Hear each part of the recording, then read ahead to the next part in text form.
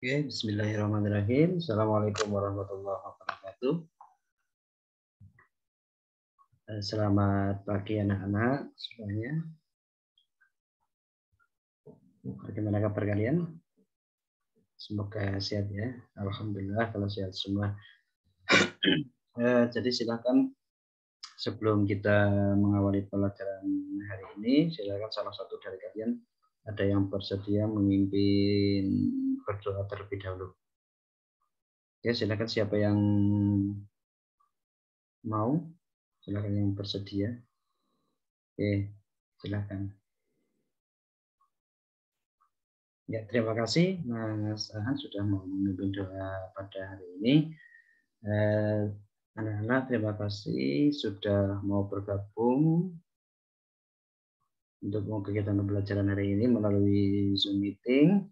Jadi untuk pembelajaran hari ini tadi di awal pembelajaran Pak Guru sudah mengirimkan link absen untuk kalian. Silahkan yang belum mengisi. Tadi sudah mengisi semua ya, alhamdulillah. Ada yang belum masuk ke Zoom meeting? Oke, alhamdulillah sudah semua ya. Jadi untuk hari ini kita akan mempelajari tentang tema 8 subtema 1 pembelajaran ke-1 ya. Kalau kemarin kita tema 7 subtema ke-4 yang terakhir, sekarang kita memasuki ke tema 8 subtema 1. Oke, jadi anak-anak untuk kegiatan pembelajaran hari ini, jadi yang pertama kita akan mempelajari tentang menganalisis lingkungan sehat dan tidak sehat. Kemudian untuk yang kedua kita akan menyimpulkan isi teks sebuah bacaan. Kemudian yang ketiga kita akan mempelajari dan mencoba proses terjadinya siang dan malam. Kemudian untuk tujuan pembelajaran kita kali ini, yang pertama yaitu mengetahui ciri-ciri, manfaat, dan akibat lingkungan sehat dan tidak sehat. Jadi setelah mempelajari lingkungan yang sehat dan tidak sehat, diharapkan kalian tahu tentang ciri-ciri, manfaat, dan dampaknya dari lingkungan sehat dan tidak sehat. Kemudian untuk yang kedua, kalian dapat menjaga kebersihan dan kesehatan lingkungan. Nah, jadi dimanapun, kapanpun, di lingkungan kalian, kalian tetap bisa menjaga kebersihan, baik itu rumah, sekolah, dan di lingkungan masyarakat. Kemudian yang ketiga, menemukan informasi dan menyimpulkan isi bacaan. Jadi setelah kalian membaca sebuah teks bacaan, diharapkan kalian dapat menyimpulkan isi dari bacaan tersebut. Oke, kemudian untuk yang keempat, mengetahui proses terjadinya siang dan malam. Setelah mempelajari tema 8 ini, diharapkan kalian bisa tahu kenapa sih kok bisa terjadi malam, kenapa bisa terjadi siang hari, dan apa penyebabnya yang menyebabkan proses tersebut. Selain itu juga kalian nanti akan praktek atau mencoba ya tentang proses terjadinya siang dan malam. Kemudian untuk yang kelima, membuat laporan sederhana percobaan mandiri. Jadi setelah kegiatan itu nanti kalian mencoba sendiri di rumah, menuliskan laporan tentang proses terjadinya siang dan malam dengan sederhana. Nanti setelah itu kalian akan melakukan percobaannya. Nah, setelah melakukan percobaan, silakan nanti membuat laporannya, ditulis secara sederhana saja dengan form atau format yang sudah Pak Guru berikan. Nanti format dan lain sebagainya Pak Guru kirimkan melalui grup WA. Oke anak-anak, jadi untuk di sini Pak Guru punya beberapa gambar yang bisa kalian lihat ya. Jadi ada beberapa gambar yang bisa kalian lihat. Silahkan dari gambar tersebut dianalisis apa yang kamu ketahui atau apa yang kalian dapatkan setelah melihat gambar tersebut. Ya, silahkan Pak Guru kasih waktu 10 menit mulai dari sekarang. Oke, terima kasih anak-anak sudah selesai semua ya. Nah, jadi setelah kalian melihat dari beberapa gambar tersebut, kira-kira apa yang kalian lihat atau yang kalian dapatkan? Coba, ada yang bisa? Oke, silakan Mas Andri. Ya, betul. Jadi di situ ada gambar sungai yang kotor, yang satunya sungainya bersih, ya. Ada gambar permukiman yang kumuh, ada gambar permukiman yang bersih. Boleh. Terus ada sekolahan yang banyak sampahnya, ada yang sekolah yang bersih. Ya, terima kasih. Ada lagi yang mau coba?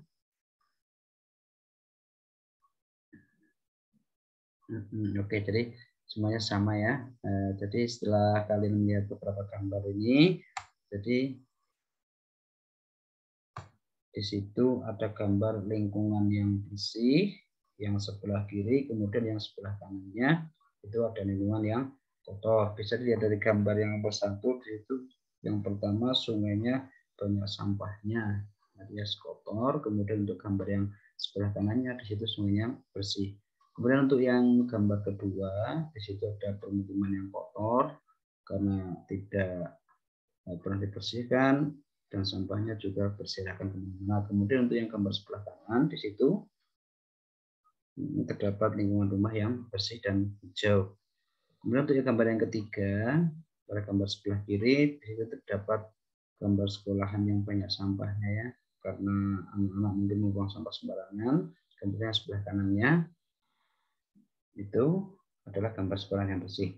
Nah, jadi dari kesemuanya itu merupakan gambaran dari lingkungan yang bersih dan lingkungan yang tidak bersih atau lingkungan yang kotor.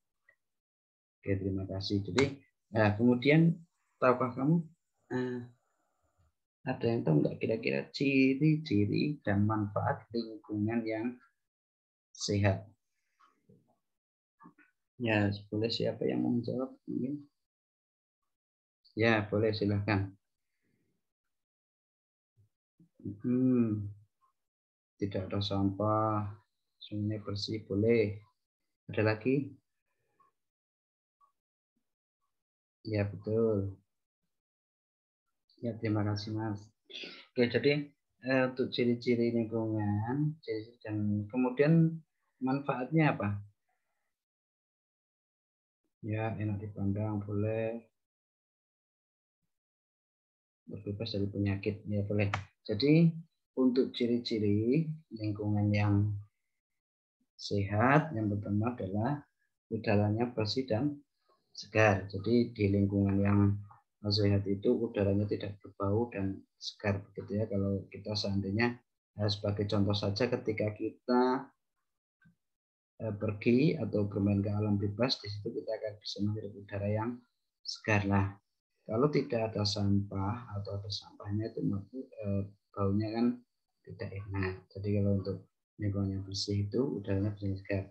Kemudian yang kedua, sampah tidak berserakan. Jadi tidak ada sampah-sampah yang berserakan. Sampah semuanya tertata rapi dan sesuai tempatnya. Misal ada di situ terdapat tempat pembuangan sampah yang bagus, rapi, mungkin bisa dipilah-pilah sampahnya ya. Biasanya kalau sekarang tempat sampah kan itu ada 3, organik, non-organik, dan ya bagus. Kemudian untuk yang ketiga, banyak pohon dan rindang. Jadi lingkungan yang sehat itu banyak pepohonan yang hijau dan rindang, jadi tidak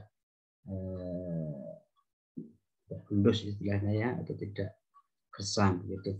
Kemudian yang keempat, saluran air yang bersih dan lancar. Saluran air atau irigasi di setiap lingkungan ataupun di rumah, selokan dan lain sebagainya itu dalam keadaan bersih, tidak ada sampah, tidak ada sampah dan lain sebagainya. Kemudian yang kelima, sumber air yang bersih. Jadi sumber air yang bersih itu sumber airnya bersih. Kemudian yang keenam, pengelolaan limbah yang baik dan benar. Limbah itu banyak, bisa limbah pabrik, rumah tangga, dan lain sebagainya. Jadi pengelolaannya, dalam pengelolaan itu artinya pembuangannya itu disesuaikan, harusnya bagaimana itu dilakukan dengan sesuai. Kemudian untuk manfaatnya sendiri, yang pertama kualitas udara. manfaat lingkungan bersih dan sehat, kualitas udaranya akan baik. Jadi yang kedua, jauh dari penyakit. Yang ketiga, lebih enak dipandang. Yang keempat, memelihara kerukunan antar warga. Yang kelima, terhindar dari bencana. Oke, ada yang mau ditanyakan untuk ciri-ciri dan manfaat lingkungan yang bersih dan sehat? Silakan Mas Andre.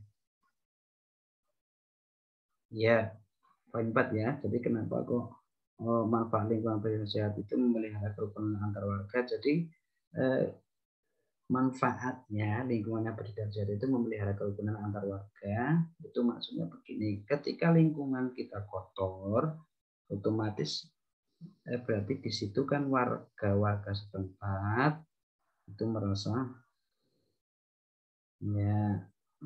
jijik dan lain sebagainya. Kemudian dari ketika seperti itu otomatis kan mereka akan melaksanakan kerjasama. Nah, ini kenapa kerukunan, karena dengan gotong royong otomatis lingkungan kita akan bersih. Kemudian yang kelima, terhindar dari bencana. Nah, jadi bencana itu penyebabnya banyak ya. Bisa karena faktor manusianya itu sendiri ataupun bisa karena faktor lingkungan. Oke, terima kasih. Selanjutnya, kalau tadi kita membahas lingkungan yang sehat, sekarang kita bahas lingkungan yang tidak sehat. Kita tahukah kamu tentang ciri-ciri dan dampak dari lingkungan tidak sehat? Ada yang tahu? Mungkin ada yang bisa menjawab, silakan. Bisa membantu Pak Guru. Ya, Mbak Ina, silakan. Ya, jadi lingkungan yang tidak sehat itu lingkungan yang kotor, yang banyak sampahnya, ya dampaknya bersangkutan alam. Oke, terima kasih. Jadi betul untuk ciri-ciri dan dampak lingkungan yang sehat ya. Jadi untuk ciri-ciri lingkungan sehat itu sendiri, yang pertama udaranya berbau dan tidak segar. Kenapa? Karena di situ kotor. Otomatis kan kalau misal banyak sampah, kita menghirup udara kan akan timbul bau-bau yang tidak sedap. Kemudian yang kedua, tidak ada pembuangan sampah yang baik.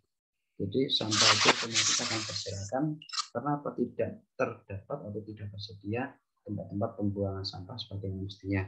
Kemudian yang ketiga, gersang atau tidak ada tanaman, jarang tanamannya di situ, pohon dan lain sebagainya itu jarang.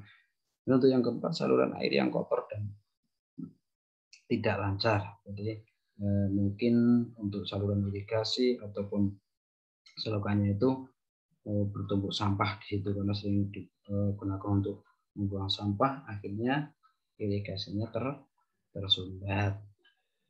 Ya, kemudian yang kelima, banyak hewan kotor yang berkeliaran. Jadi kalau lingkungan yang tidak sehat itu bisa ditandai dengan ciri-ciri banyaknya hewan-hewan kotor. Hewan itu banyak, contohnya tikus. Nah, tikus itu seringnya suka atau bersarang di tempat yang kotor. Kemudian yang kelima adalah keenam adalah kumuh. Kumuh seperti pada gambar tadi ya, bisa dilihat kalau lingkungan kumuh itu seperti apa, tidak terbata rapi, kemudian sampah berserakan dan lain sebagainya. Kemudian yang selanjutnya, dampak lingkungan yang kotor dan tidak sehat. Nah, dari lingkungan yang tidak sehat itu otomatis akan berdampak pada kehidupan kita sehari-hari. Contoh yang pertama adalah kualitas udaranya menjadi buruk. Kenapa kok jadi buruk? Karena banyak sampah yang berserakan, tidak ada tempat pembuangan sampah yang baik. Dari sampah itu yang membusuk akan menjadikan bau-bau yang tidak, akan menimbulkan bau-bau yang tidak sedap. Makanya jadi kualitas udaranya tidak baik. Jadi udaranya gersang, panas, udaranya berbau. Kemudian yang kedua, timbulnya banyak penyakit. Yang ketiga, tidak enak dipandang. Yang keempat, faktor timbulnya bencana alam. Kenapa kok bisa timbul bencana alam? Contohnya seperti di aliran sungai yang terdapat pada gambar tersebut. Kalau sampahnya menumpuk, otomatis sungai tersebut akan tersumbat. Nah, ketika debit air mulai besar atau mulai banyak, karena sungainya tidak lancar, otomatis air sungai akan meluap ke daratan curah. Makanya banjir. Tuh, anak. Oke. Nah, di sini Pak Guru sekarang punya, di sini Bapak sekarang Bapak punya satu berita ya, tentang bencana alam. Dari berita itu silahkan kalian baca, kemudian hal apa atau apa yang bisa kalian dapat dari berita itu silahkan kalian catat dan nanti bisa dibacakan satu persatu. Oke. Silakan Pak Guru kasih waktu 15 menit dari sekarang.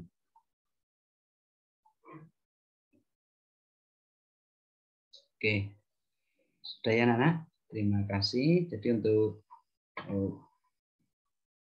membaca berita ini, silakan dari berita tersebut apa yang bisa kalian, kesimpulan apa yang bisa kalian dapatkan. Ada yang mau mencoba silahkan memaparkan hasil dari membaca teks tersebut, apa yang bisa kalian dapat. Ya silakan Mbak Ani. Terima kasih, bagus ya. Ada yang lain lagi mungkin yang mau mencoba?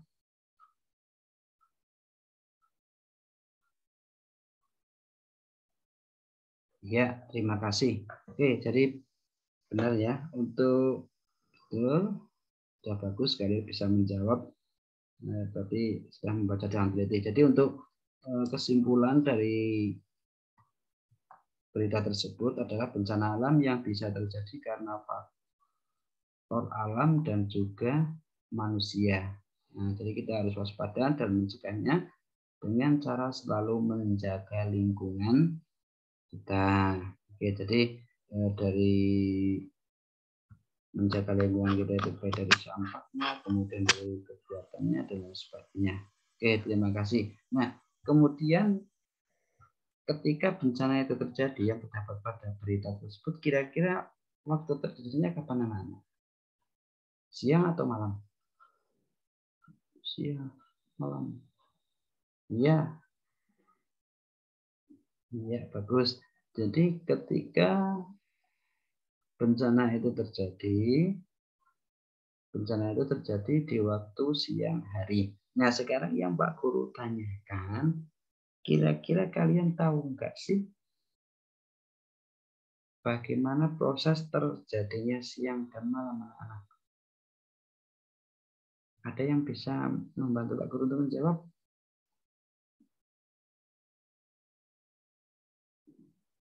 Ya, boleh. Jadi benar ya. Ya, karena bumi berputar. Iya, karena bumi matahari. Ya betul. Jadi kenapa di bumi bisa terjadi siang dan malam? Jadi untuk lebih lengkapnya di sini Pak Guru punya sebuah video, ya. Jadi Pak Guru punya sebuah video, tayangan video. Silahkan kalian simak dengan baik video tersebut. Nanti silahkan dari video tersebut apa yang bisa kalian dapat atau apa yang bisa kalian pelajari ya. Oke, silahkan disimak dulu.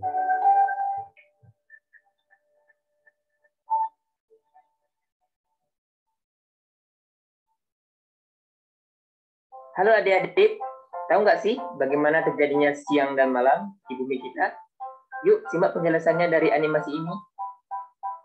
Ada fakta menarik dalam proses terjadinya siang malam yang harus adik-adik ketahui. Yang pertama, matahari selalu memancarkan cahaya sepanjang waktu. Yang kedua, bumi mengelilingi matahari, bukan matahari yang mengelilingi bumi. Yang ketiga, bumi berputar pada porosnya, yang biasa kita sebut sebagai rotasi bumi. Rotasi bumi inilah yang menyebabkan terjadinya siang dan malam. Keempat, sekali putaran bumi secara penuh memerlukan waktu 24 jam. Kelima, bumi juga mengelilingi matahari, yang disebut revolusi bumi. Proses ini membutuhkan waktu 365 hari. Nah, setelah memahami fakta menarik ini, yuk kita simak bagaimana terjadinya siang dan malam. Terjadinya siang dan malam terjadi karena rotasi bumi atau perputaran bumi pada porosnya. Pada saat belahan bumi terkena sinar matahari, maka di daerah tersebut terjadinya siang hari. Sebaliknya, daerah yang tidak terkena sinar matahari akan terjadi malam hari. Nah, adik-adik, begitulah proses terjadinya siang dan malam. Intinya, proses ini terjadi karena adanya rotasi bumi atau perputaran bumi pada porosnya.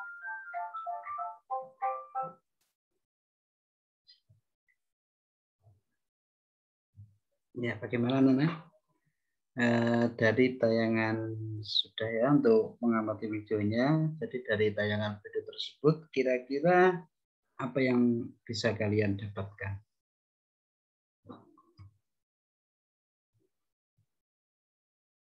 Ada yang bisa menjawab coba? Ya, boleh. Terima kasih. Silakan Mas Andi. Ya, karena bumi berputar mengelilingi matahari. Ya, betul. Bumi berevolusi. Ya, betul. Jadi kenapa? Jadi pada tayangan video tersebut itu menjelaskan bagaimana proses terjadinya siang dan malam. Nah, ini anak-anak. Jadi bumi itu berotasi dan berevolusi mengelilingi matahari. Nah, ketika bumi terkena paparan sinar matahari, bisa dilihat pada gambar di sebelah kanan itu, di situ ada animasi tentang bumi yang berputar mengelilingi matahari ya. Nah, jadi ketika bumi mengelilingi matahari dan terkena bagian bumi yang terkena paparan sinar matahari, itu kita bisa lihat bagian bumi yang terlihat cerah itu. Nah, disitulah bumi akan mengalami siang hari. Nah, begitu juga sebaliknya, ketika bagian bumi yang mengelilingi matahari dan yang membelakangi matahari ataupun tidak terkena cahaya matahari, disitulah bumi akan bagian bumi yang mengalami waktu malam hari. Oke, nah selanjutnya tugas kalian. Tugas yang pertama silahkan kalian mengerjakan LKPD ya. Jadi LKPD yang sudah Pak Guru kirimkan. Nah, sudah jelas ya anak-anak? Mungkin ada yang mau ditanyakan untuk proses terjadinya siang dan malam hari. Ya, terima kasih kalau sudah jelas semua. Nah, untuk yang selanjutnya, Pak Guru punya tugas untuk kalian. Jadi untuk yang tugas pertama, nanti kalian silakan mengerjakan LKPD yang sudah Pak Guru kirimkan melalui grup WA. Jadi nanti silakan dikerjakan. Kemudian setelah selesai mengerjakan, bisa dikirimkan ke Pak Guru hasilnya. Bisa melalui foto, kemudian dikirimkan ke WA grup ya. Jadi silakan diberi nama, kemudian difoto hasilnya, lalu dikirimkan ke grup WA.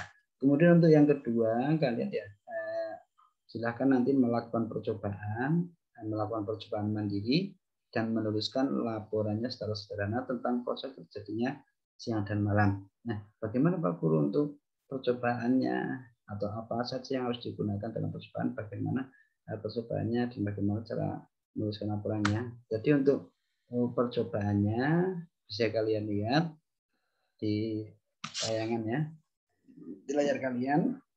Jadi nanti silahkan melakukan percobaan seperti pada gambar dan menggunakan alat-alat yang sederhana. Bisa menggunakan alat selain yang Pak Guru tampilkan seadanya yang ada di rumah kalian. Kemudian setelah kalian melakukan percobaan, silahkan tulis kegiatannya, laporan kegiatannya sesuai dengan tabel yang di samping. Itu contoh tabelnya. Nanti tabelnya, format tabelnya Pak Guru kirimkan melalui grup WA. Jadi nanti silahkan bisa diisi atau bisa ditulis di buku kalian masing-masing. Jadi itu yang pertama, isi dari laporan kegiatannya adalah judul percobaannya, kemudian yang kedua alat dan bahan, kemudian yang ketiga langkah kegiatannya, keempat hasil kegiatannya, dan yang kelima adalah kesimpulannya. Jadi nanti setelah selesai silakan difoto, kemudian dikirimkan ke Pak Guru untuk dikirimkan ke Pak untuk Pak Guru nilai, dikirim untuk Pak Guru nilai. Kalau selesai boleh dikirimkan ke grup untuk dinilai ya. Oke, terima kasih anak-anak. Jadi Pak Guru kasih waktu 40 menit. Nanti kita jumpa lagi di pertemuan kita coba lagi di Meet ini ya. Oke. Nah, selesai anak-anak. Terima kasih. Jadi dari seluruh kegiatan yang kalian lakukan tadi sudah 40 menit semua. Kemudian kalian sudah melakukan percobaan. Kira-kira dari pembelajaran tadi apa yang bisa kalian sebenarnya dapat anak-anak? Ada yang bisa menyebutkan? Atau yang bisa menjawab silahkan. Ya, lingkungan sadar dan sehat. Kemudian bencana alam tempat. Ya, terima kasih penanya. Jadi yang pertama, kesimpulan pembelajaran ini adalah lingkungan sehat dan tidak sehat serta dampaknya terhadap kelangsungan hidup manusia dan alam semesta. Kemudian sebagai warga masyarakat, kita berkewajiban untuk menjaga kebersihan dan kesehatan lingkungan. Kemudian yang ketiga, bencana alam diakibatkan oleh faktor alam dan manusia. Yang kelima, rotasi dan revolusi bumi yang mengakibatkan adanya perbedaan waktu siang dan malam hari. Oke, terima kasih. Untuk yang selanjutnya, anak-anak silahkan Pak Guru sudah nilai hasil tugas-tugas kalian. Jadi nanti silahkan bagi anak-anak yang sudah tuntas nanti Pak Guru kasih pengayaan. Kemudian untuk yang belum sesuai nilainya atau belum sesuai KKM, nanti Pak Guru juga akan mengirimkan atau memberikan tugas remedial untuk kalian. Jangan lupa ya, silahkan nanti bisa dilihat nilainya setelah Pak Guru akhiri pembelajaran kali. Nah, kira-kira menurut kalian bagaimana untuk kegiatan pembelajaran kali ini? Bermanfaat atau tidak, Nak? Oke, alhamdulillah kalau bermanfaatnya Pak Guru harapkan jadi untuk pembelajaran hari ini bisa bermanfaat buat kalian. Jadi untuk selanjutnya pada pertemuan selanjutnya kita akan mempelajari tentang kerjasama dan gotong royong. Oke, terima kasih anak-anak untuk pertemuan kali ini bisa kita akhiri ya. Kalau ada pertanyaan silahkan salah seorang dari kalian untuk memimpin doa penutup pertemuan kali ini. Oke, terima kasih. Semoga pembelajaran hari ini bermanfaat untuk kalian semua. Apabila dari Pak Guru juga minta maaf mungkin dalam menyampaikan pembelajaran kurang jelas ataupun kurang bisa disampaikan oleh kalian atau ada kata-kata yang salah, Pak Guru juga minta maaf. Pak Guru akhiri. Assalamualaikum warahmatullahi wabarakatuh.